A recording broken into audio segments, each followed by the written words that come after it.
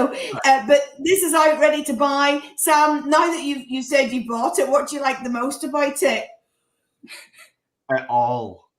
No, it's no, it's really good. I like it because I tell you something. It is I don't want to say academic because that sounds like it's unreachable, but it is talking about some hard concepts from the Bible that talk about government, what the Word of God says about voting, about participating in public life, and this is not just something that will kind of tell you, your next kind of how to prophesy or how to hear God hear. It's also very practical, so it takes some kind of big concepts and breaks it down practically for how you can engage with prophets, with politics, with nations right now, and it deals with some really controversial things, but I think it deals with it really clearly. It's not confusing, it's concise, and so it's accessible for everybody. Whether you are a prophet or not, this book will have something for you. Yeah. Susanne, you've watched me sign most of the copies, bless your heart. Yeah, I have. Yeah.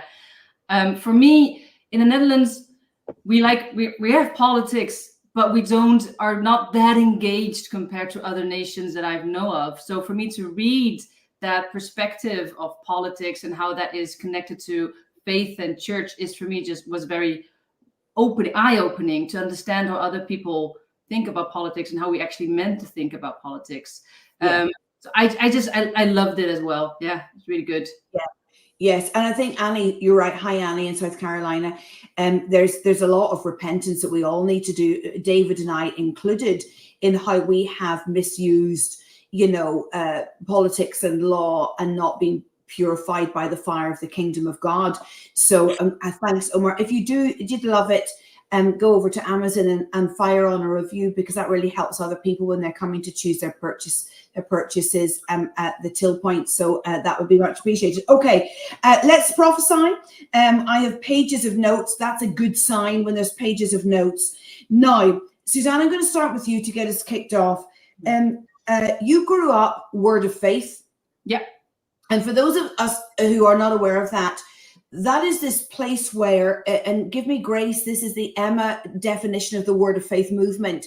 And so it's a light understanding of it, because there's brilliant things within every movement, and I'd want to be honoring of what it did in your life, Susanne. But the Word of Faith movement, similarly to the religious movement, and all of us have been slimed by religiosity, okay? You can wave at me in the comments if you've been slimed by religiosity, or let me know in the comments if you grew up as Susanne did in the Word of Faith movement. Now, the problems, the underbelly of unpleasantness that is there is that truth-telling is just not allowed. So if you feel under the weather or you feel in pain, you just cannot go there.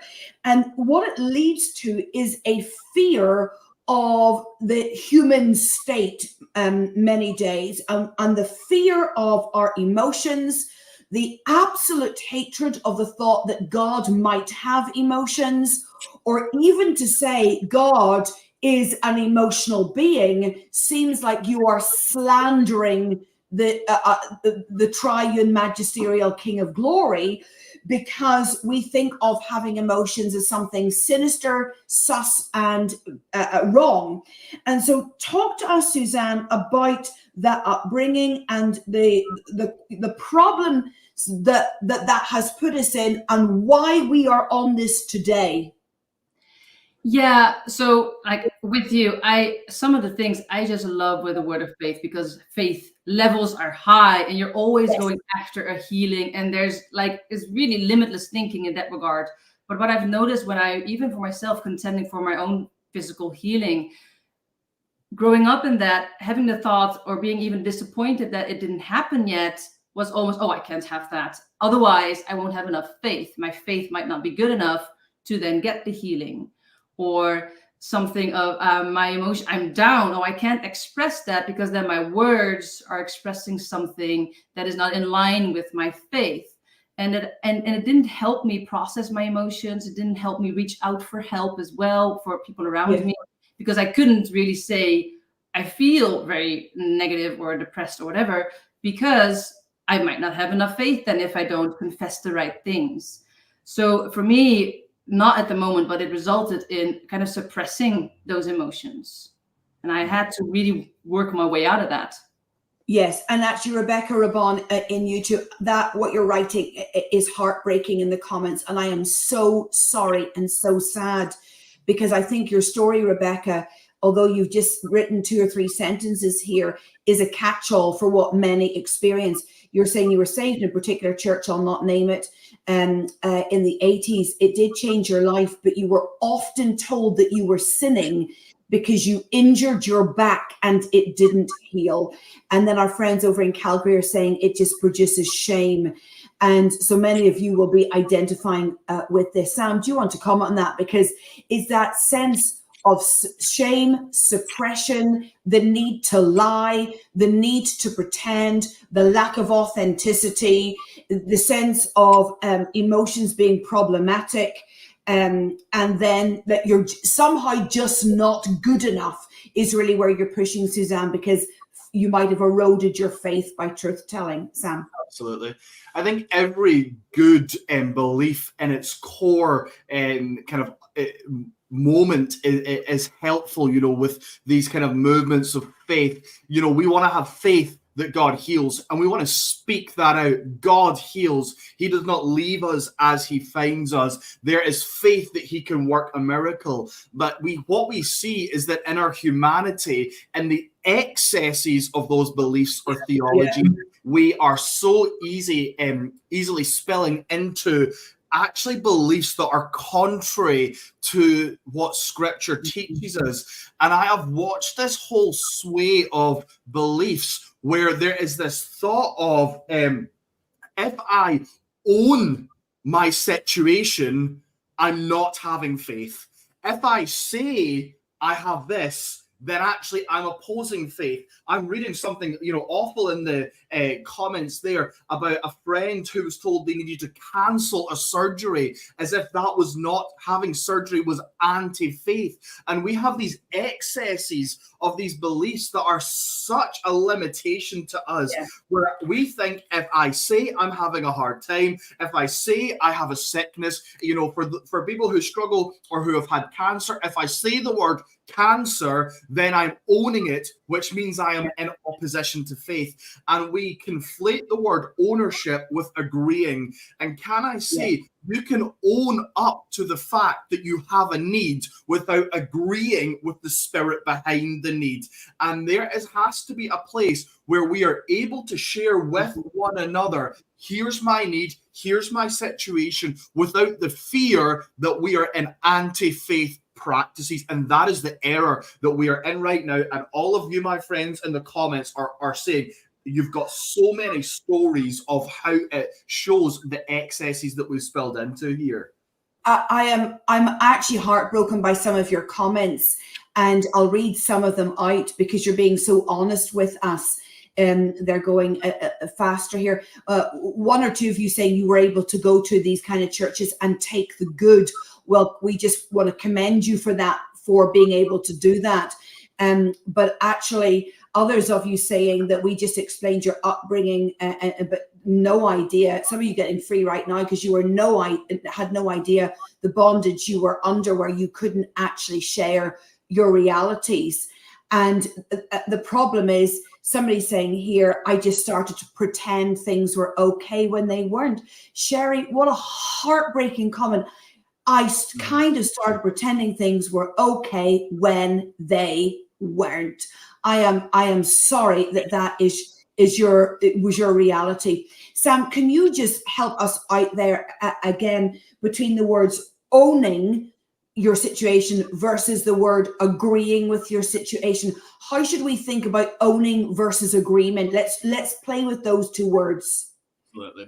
So owning is the honest place of living vulnerably with each other according to each of our needs. It's the place of being able to say, like Paul, when I'm weak, then I'm strong. And owning up to the reality of your situation is the beginning of your wellness journey. And that is on every level, whether your need is an emotional need, whether your need is a mental health issue, whether it's a physical healing need, maybe it's a relational or family dysfunction need. Saying to someone, hey, I have a need, is not in opposition to faith. It's not, it can exist also with faith. It's the beginning of your wellness journey. Agreement is something way down the line. And I think the fear that a lot of people have is, if I say I have cancer, if I say I have a mental health need, then I'm going to very quickly start agreeing with it. Can I say agreeing with your sickness, agreeing with your situation, which is where you start to have that sickness or that situation woven into your identity, where you actually can't think outside of it, you're always fearing it. That is way down the sliding scale, and it actually takes some time to get there. Now, I think what we have to say is owning up, which is honesty. It is being vulnerable, is a gateway to you being healed into wellness. It is your beginning. Agreement is that space of, I have this sickness. This is where I am. I don't think I'm ever going to be healed. I don't think I'm ever going to have that. And actually, I think you get to the place of agreement when you are in secrecy. But when you are in the place of owning up, you bring it to the light. And that is at the place where we can truly be for one another, the dynamics of being a community people, of being a family together. I can keep talking on this, but Emma, do you want to comment more? And actually, Karen Griffiths, you're right. Surely you need to name something to have dominion over it. Yeah. And surely you need to name something to be able to then produce a testimony when God does move. And actually, it would be remiss if we didn't say that some of the exponents of the Word of Faith movement did actually write in latter years about it to kind of bring it into balance. But can I talk, women, can we have a chat? And Susanne, can you jump in here? Because, you know, I'm married longer and all of that journey of life. But what I notice in the women that I lead who are in their 20s and 30s, and maybe some of you will have seen this in your own children, family, and daughters, is there is the sense of I need to be a strong, capable woman. So therefore, I'm going to pretend I'm okay, which is often a lie. And the fear of, I don't want to be a victim. I don't want to have a victim mindset. I don't want to fall apart. I want to be strong and capable. And the pressure that is put on Susanne, women to be strong, means that actually there is this suppression, and which then buries pain, which then becomes jack-in-the-box explosive trauma down the line because it's not dealt with, because there is this sense of a pressure to, I must be strong and I must be okay. I mean, you came up very strongly through the feminist movement, Susanne, perhaps more than I did, just because of our different ages and geographies. Talk to us about that. Yeah, I think for myself, like I'm single, 37. So most of my life is just being me with me, and also not having the people around you to be able to process or to talk about it. So, and then looking around you, seeing people that are maybe quote unquote strong, because nobody's actually expressing emotion. So why should I then? Oh, I need to be as strong. Or when I look in my Word of Faith church, everybody is so full of faith and so victorious, but I'm not feeling it, but I can't. So I'm just not expressing it. And as a woman, I need to be strong because, you know, all the feminists, we are all strong and we're meant to be, oh, women on the rise and equal pay and all of that. So how do you express your emotions without being seen as weak, basically? And actually, I think even my own daughter would ask that. And she's not alone. I'm sure your wife is the same, because they're all, you know, within spitting distance, age-wise, of each other. You know, how do I say I have a problem without eroding my sense of value in somebody else's eyes? Because we're so critical of weakness. And Jennifer, in our friend in Timor, is saying that it is a defense mechanism for all of us brought up in a patriarchal system. And I think you're absolutely right, Jennifer. I know YouTube is your handle here, but that sense of, so the question is well put. I don't know whether you want to comment, Sam, having watched the women in your network that you're a leader in. Yeah, and I think the patriarchy took the word emotional rather than just another word, kind of put fire in it where it became a criticism. You're emotional. You're just an emotional person, or you're being too emotional. And you see this kind of throw in that word, or you're having an emotional day. And then we conflate the display of emotion as equaling weakness. And we think that that is what is there. And that is so being sown into the atmosphere of the nation. And even when a woman would rise into power, they were having to form, even like in the British Isles, and in the UK, you had Margaret Thatcher with this stoic, I show no emotion, I don't display that actually to be a strong woman was seen to then have your emotions totally shut down. And can I say, you can never numb your emotions forever. They will always at some point build and explode, and they will always come forth at a time. And whether that is for a man or for a woman, the display of emotions and the ability to share your emotions and to keep account to them on a daily basis is not weakness, but it's strength. But when emotions are shut down and buried, that is weakness, because you're only putting into the future and stacking up in the future and investing in your future an emotional eruption at some level. And I think that culture puts, for me, I feel like particularly those who were raised in that culture, shut down your emotions, be strong. You see a disproportionate amount of awful late in life illnesses and stress and strokes and heart attacks. You see aneurysms and blood clots in that whole age range. And even those who were in power, in the 80s and 90s, when that was really strong, you see them now living out the result of I'm strong, therefore I'm numb, which means in later life, I reap that investment in severe ill health. And again, your comments there, I'm just going to pick one or two. Peg W in YouTube saying, I am still trying to be unwound or unwounded from all the sense of my emotions being bad.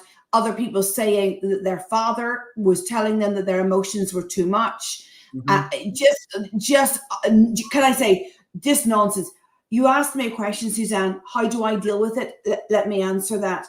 I think that I go back to this place of understanding the raw, passionate, undiluted, untamable emotional status of God. That my Father in heaven is not moderate emotionally. Because if he was, he would only have made a way for behavior modification. And I think I have to go there in my head.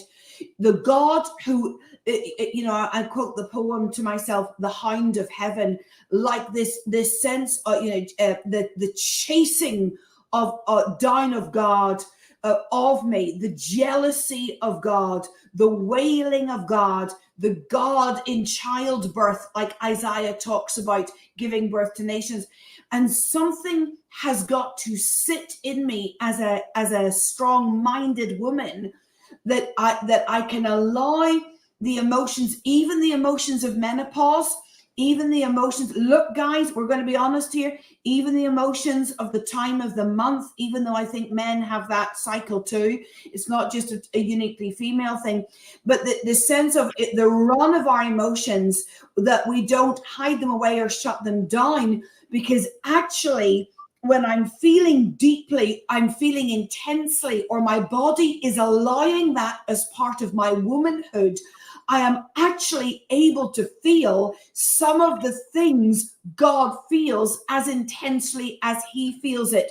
And if my emotions were always in check, or my hormones were not blessed by God to cycle, I wouldn't have the moments of extreme where I can touch the fullness of how he feels about some things. And I think, oh, come on, I actually feel like in female form, I'm being really honest here. I almost need my husband. I can see my husband behind the scenes. He's sitting with his hands over his mouth. You can't see him because I'm saying some very punchy stuff here. But I feel sorry for those who don't have estrogen spikes or deficiencies, or progesterone spikes or deficiencies, or testosterone spikes or deficiencies, because I think some of that is the gift of God, to feel strongly, to feel deeply, and in that to know that I am touching some nature of God that only feels things in the extreme.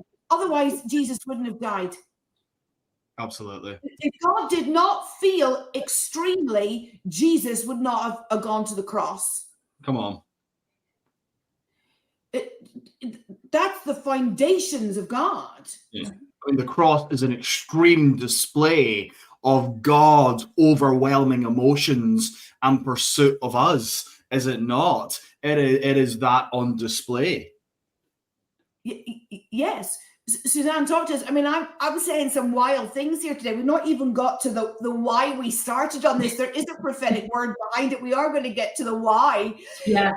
Yeah. I think as women out there, and a lot of our listeners are, and if you're married to a woman, guys watching, be gracious with us, because actually there are some moments where your body in its hormonal flows, serotonin, noradrenaline, all of that stuff, and you are able to go, God, I want to weep with you, not just for myself or because my hormone, but I want to be tapped into the emotions of God because my body has the capacity to do that today, and other days it doesn't. Susanne. Oh, totally. Moving here to Scotland, for some reason, my hormonal cycle and the emotions attached to that are just bigger and more amplified. It's just, when I got here, I was like, what is going on?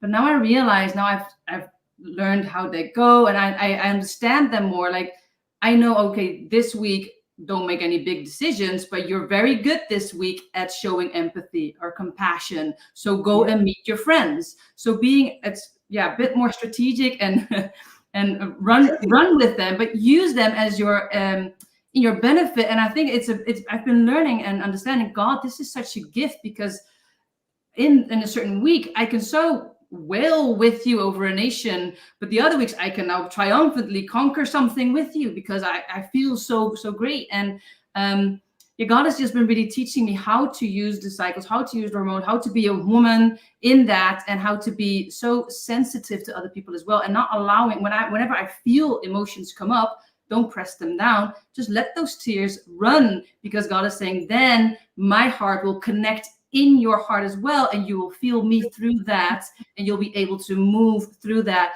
Like Jesus, many times before he actually healed someone, it says he was moved with compassion. And emotions move you to do something, and sometimes the crazy stuff that you wouldn't do without emotions. Yeah. Yes, very good.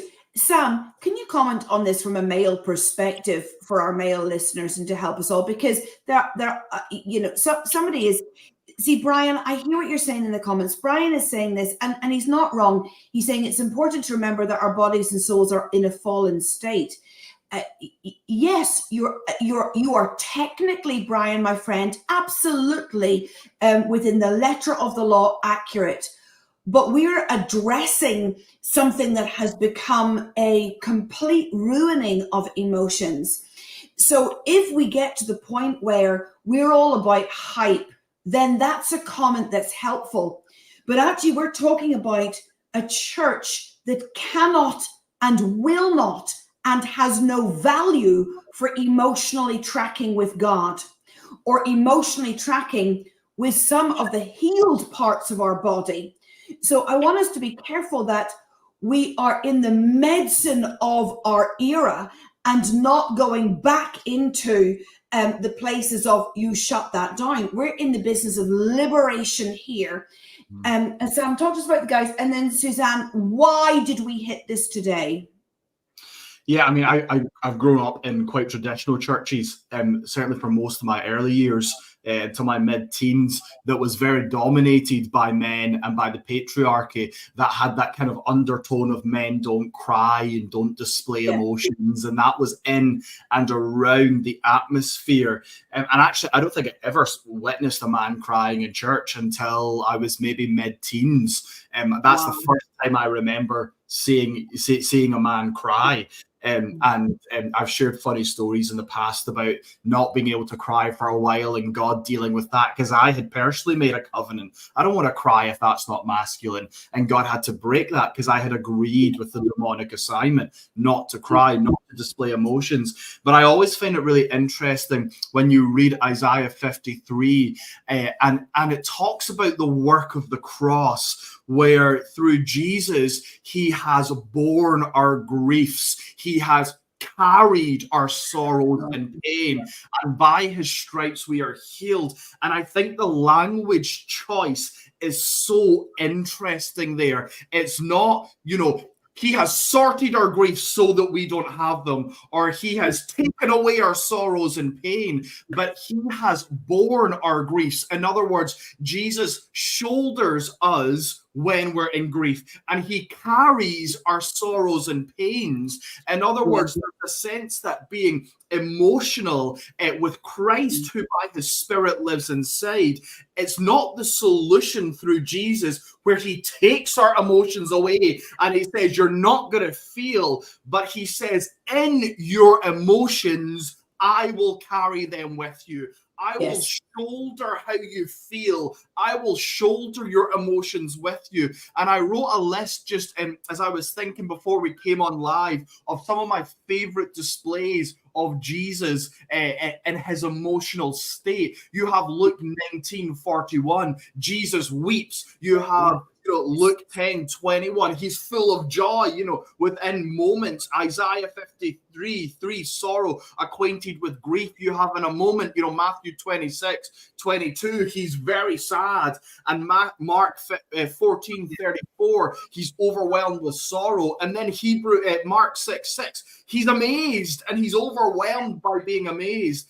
And you see Jesus, who is this emotionally alive being and not afraid of demonstrating his emotions. It's so core to who he is.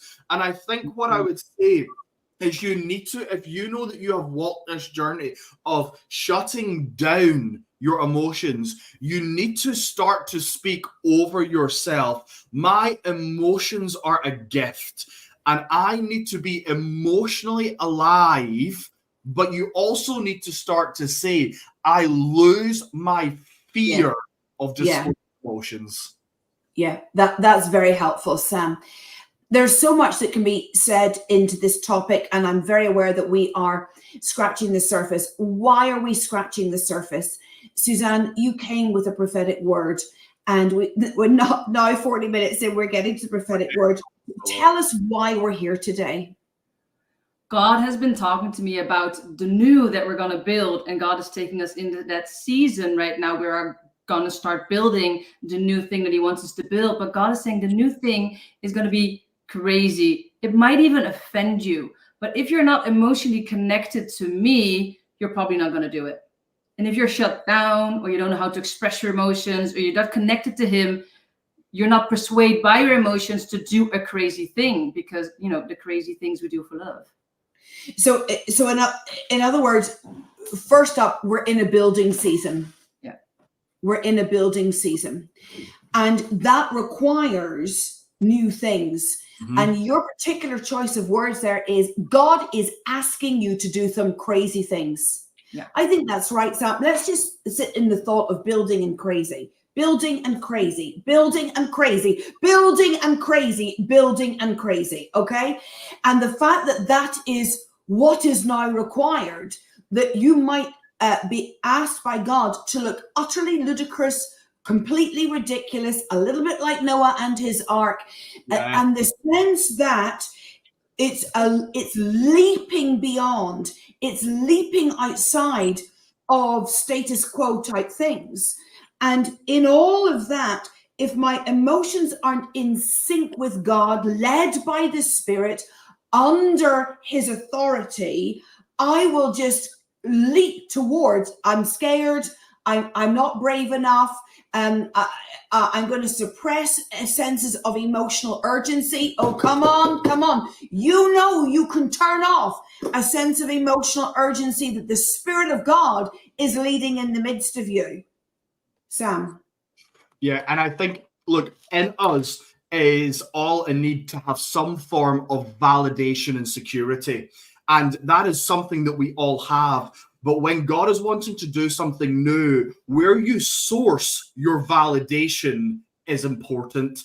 And Noah had to source his validation in that God has said, not in the praise of the people or the response of their ridicule to his activity. And if you are not sourcing your validation in God and in Scripture and in the Spirit inside, then it is easy when you build something that looks crazy to you, but also crazy to others, to take a step back because you either misunderstand your assignment or others are misunderstanding your assignment. And God is speaking to the trailblazers and he's speaking to the pioneers, which is you, my family. And he is saying to you, I need you now to have a good sourcing of your validation and your security in me, because I'm about to put in you a movement and an unction to do some things that to the world and even to some of your peers and your friends will appear crazy, but they're actually ahead of where they're at. And so this is why God is saying, right, come on, do not delay the conversation about getting emotionally well. Do not delay the conversation about where you source your validation. Do not delay the conversation about, I need to process that trauma or I need to process that memory, because I need you well now so that you're able to both receive vision and action vision. And they are two different things. Many can receive vision and all of us can receive vision, but few are able to action vision. And this conversation about being emotionally well is what takes you from being able to receive a vision to being able to action a vision. I actually feel really impacted by the Spirit of God right now. We're just going to have to take a moment here, guys. And the Lord is starting to speak to me very clearly, although we're just chatting here. The Spirit of God is moving on the inside of me, and he is saying this. He is saying, because you have disregarded as my people the need to feel as I feel, you are out of time because you are not feeling my urgency at work on the inside of you. Mm-hmm. And we're going to have to respond to the Lord right now. We are not feeling the urgency of God to take some decisions and to move because we have shut down the value for the zeal of the Spirit working in us. And we are right in those Isaiah scriptures that the zeal of the Lord, the zeal of the Spirit of God will perform these things. That there is this sense of a performing work of zeal by the Spirit of God on the inside of you that enables you to feel the movement and the urgency of God. And the Lord is saying that there is a logic that has come in place of tracking with the movement of the Spirit. There is an over methodology that has come rather than a sense of being in step with God's call and his timing and his heart, that God is saying you have to feel his heart and respond to his leadership, that God leads you, not always by logic. Come on, guys. And he's saying you have suppressed yourself, so you are out of time. Now, I just want to put up Jennifer's comment again from Timor there, back up. I'm going to scroll to it. Because you were saying just even having the space and time to feel is a massive challenge at 5:42. You put it in the comments. You are absolutely right. You're saying it is challenging to find the space and the time to feel. If we can just leave that on the screen, David, thank you. That's so brilliant. In addition to having the permission to feel, God is giving permission to work with his urgency. He is giving permission to get back in step with his timings. And he is giving permission to take some time to reorientate yourself to what he is communicating to you in this moment. And as Susanne rightly says, if you don't get emotionally well, you're going to be offended by the stretch that this new season demands of you. Susanne. Oh, yeah, totally. And I think in this world, this day and age where everything is just going fast and on the phone, and you're bored easily, and it's so hard to just sit and just think and talk to your heart. How do I feel? Why do I feel this way? And the tendency to fight, to run away, or to freeze is so easy, because those are the things that are even taught by great minds, saying those are the 3 survival modes. But God has been saying to me, actually, there's the victory mode. That's a surrender to me mode. That's telling me how you feel and why you feel a certain way, and just allowing those emotions to be there. Why don't you take a time, guys, to just sit there and cry over nothing? Like, what's wrong with that? And God, sometimes I tell him, God, I don't want to hear this from that person, because it might hurt me and I might need to go through the emotion. And then he said to me, so what? What's that? What's wrong with that? Why is it wrong to go through a negative emotion? And I've realized, I've been taught, maybe in my culture as well, that having negative emotions and needing to go through that is hard, is you better not do that, or it's too difficult to get out of there. And God has been saying, are you partnering with me enough to be able to go through your process, your emotions in the right way? And God can come in and heal everything for you. But actually, I think as a church, we need to develop the skill to process our emotions in a godly way with him, instead of what the world teaches us. And I think giving my emotions to him and talking to him, he can, with one sentence, clear up an emotion, because he's just speaking truth over me. I think what you're pushing there, Susanne, is, look, here's my world. I have notebooks of people's pain, and my own personal journey in how I process other people's stories. Because look, it's rare that anybody comes to their church leader to tell them good news. We've often said that. Most people come to their church leader to say, I'm wounded and I'm devastated. Now, my own process is I write it down, because you can't hold everybody's emotions. And then it's in a book, and then it's not inside of me. The things I have learned in all of these, and look, I have a filing cabinet there full of these books from years and years and years of helping other people sit in their pain. And what you learn over the time of the journey in church leadership is that the journeys are quite repetitive or familiar, even though it's different people decades apart. And what I find is this: people do not want to sit in the healing process. They want a quick fix. Yeah. And when you won't sit and face it, and you won't say, look, this pain can be scary, but I'm going to face it. Yeah. You end up finding that in years to come, you are capped, because you cannot bear the weight of the glory of God in the years that follow. Come on. Because something in your foundations was not dealt with. And the quick fix must go. And the sense of, I am going to become conscious about my pain, conscious about my incompetence, conscious of exactly where I've got stuck, broken, traumatized, wounded. And I will take the time as a gift, not a waste, as a gift to process my inner world, so that in the weakness of my life, I can find the strength of God and find the position where I can bear his glory in the days ahead. And I think that's really what you're pushing at, Susanne, when you brought that word, that God is asking for new things.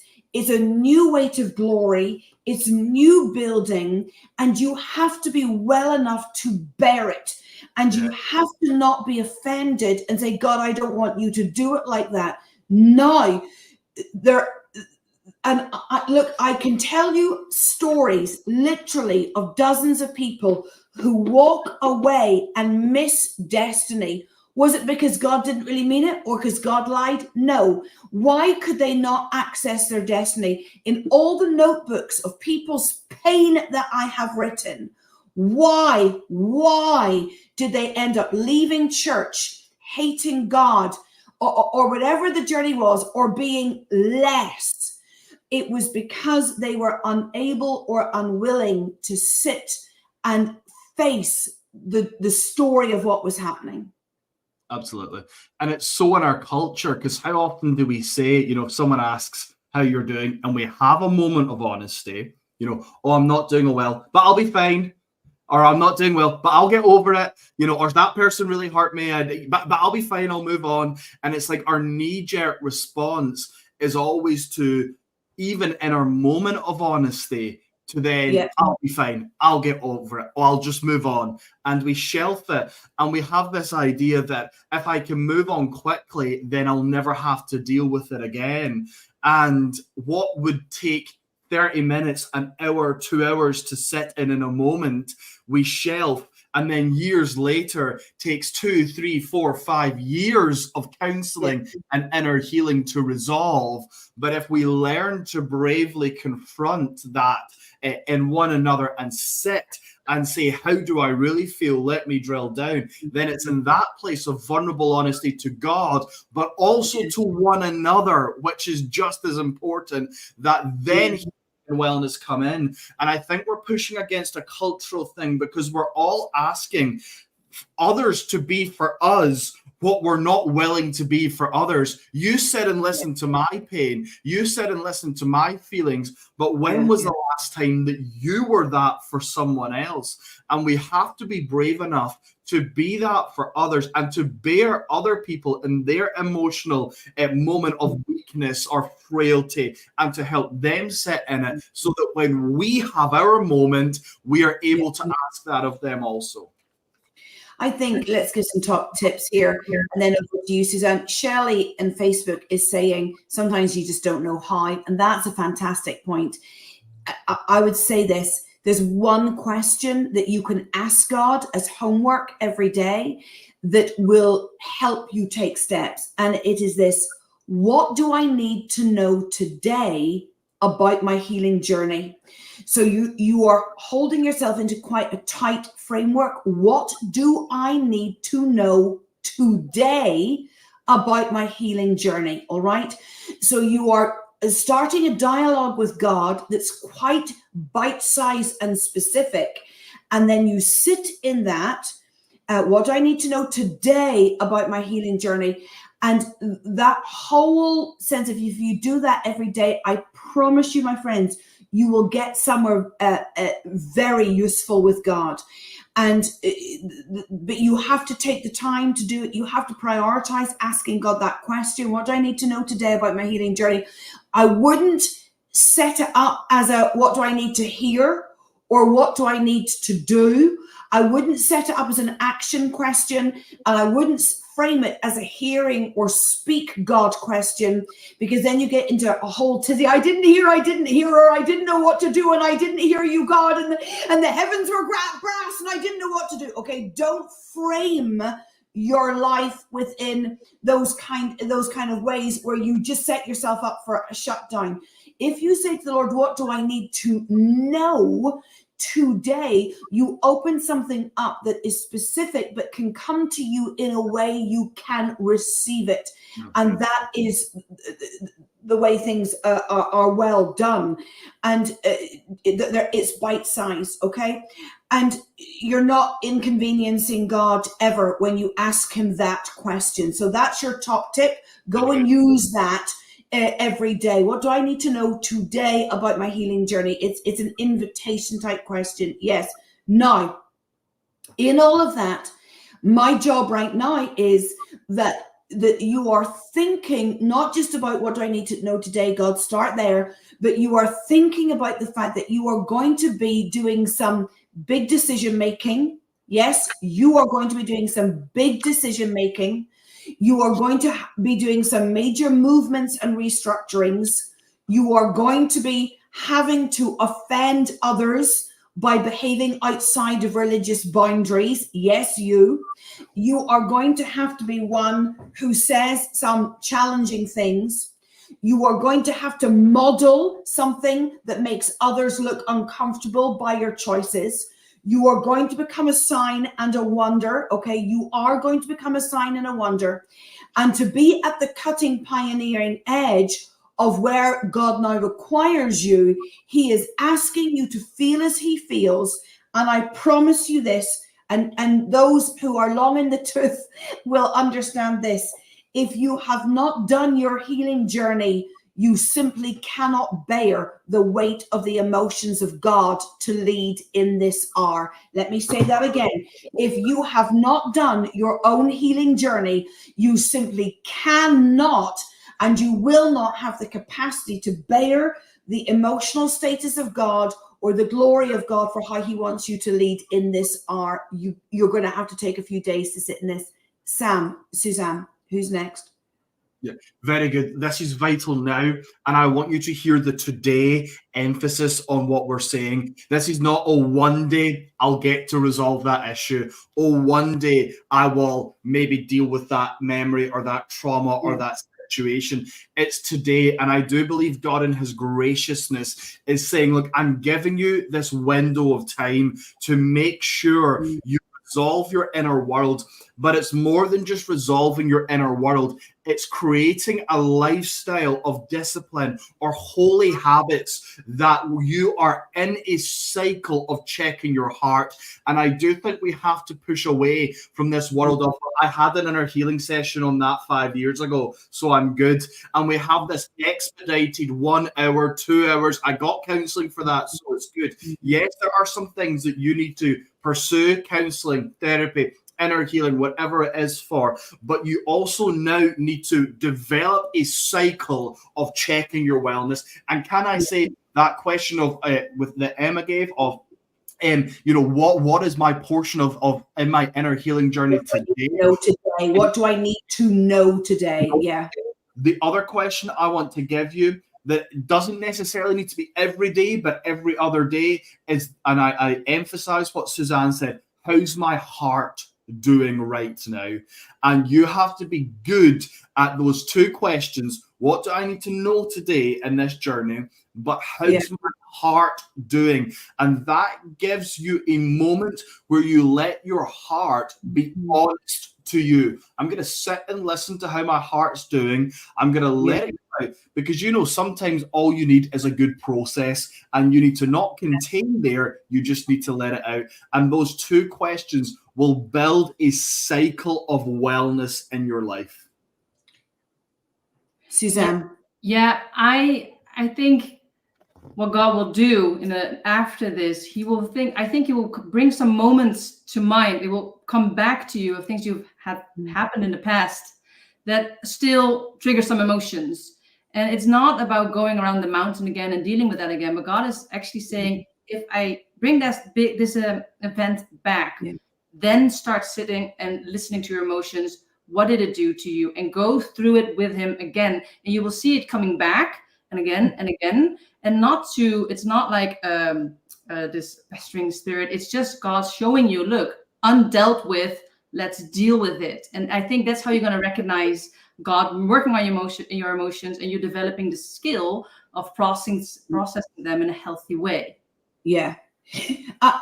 Can I be just blunt as we finish off this? It's going to. If you are devastated on the inside, hear me, listeners. If you are devastated on the inside, what tends to happen is you inadvertently and accidentally, I don't think anybody deliberately does this, outwork that, and things become chaotic devastation on the outside. And you can end up sitting in what looks like a very, very difficult space with chaos or some things not working out, in places that feel hostile, in places where you feel misunderstood and wounded. And the temptation is to say, I'm okay, they're a problem. I'm okay, they didn't understand me. Now, that there are occasions when that happens, but I want us to be honest enough to say that sometimes it starts in here, that if I'm devastated inside, I actually curate and even cause devastation round about me inadvertently and by accident.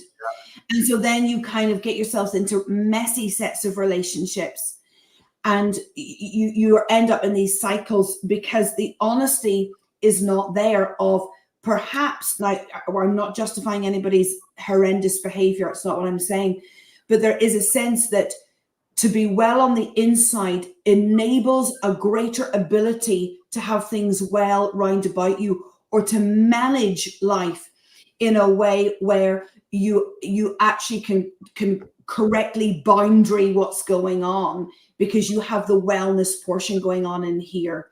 And we're going to finish on that today.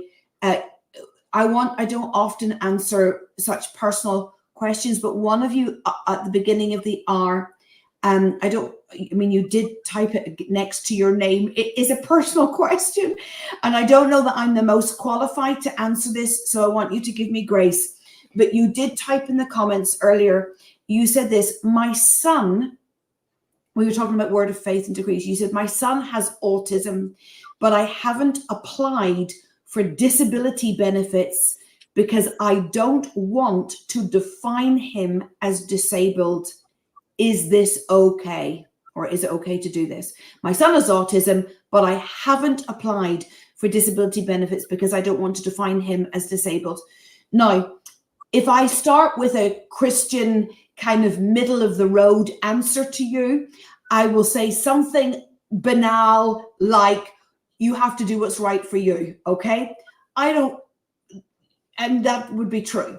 And that is one way to answer your question. You have to do what's right for you, okay? You have to do what's right for your family. But I actually felt like the Lord prompted me in this particular situation, and you can dialogue back and forth with me on this, the person who publicly put it in the comments, is sometimes if there's not the application for the benefits, and if there's not the sense of being truthful about the condition, you actually get into a place where when the healing comes, you rob God of the testimony. Mm-hmm. And you don't want to accidentally, my friend, and I'm saying this very tenderly, you don't want to not have the support, not have the benefits, not have the tenderness that provides for you. And then when you see breakthrough, then also not have the testimony. And I think there is no shame in saying, we live in a fallen world and this isn't going well in my family. There is no shame or weakness in that. And sometimes, although I understand a heart that says, I don't want a definition, sometimes we have to sit in some truths so that we can start to process the pain. We have to acknowledge conditions publicly so that we can journey ourselves into wellness and journey our family into wellness. And Brian, I love what you're saying. Forget not all his benefits. Maybe this is a benefit for you. We do not want to add into the burden that you have or see you add in financial deficit. Yeah. Can I just say that? We don't want to see financial deficit and hardship added into an already complex family situation. I don't often pick out somebody's such personal comment, but we're family together.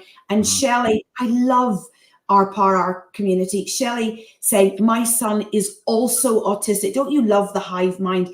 Shelley, my son is also autistic. benefits actually helped him in ways that it could only be God. His life became evidence to others of my son's journey with the hand of God over him. Wow. What a beautiful testimony, Shelley. So the lady who typed that in, although you typed it in publicly, I did not say your name, but a public answer. So we bless you guys in this healing journey. We bless you to focus on getting the devastation within dealt with so that you can take the crazy decisions that you're now going to need to take in the days ahead.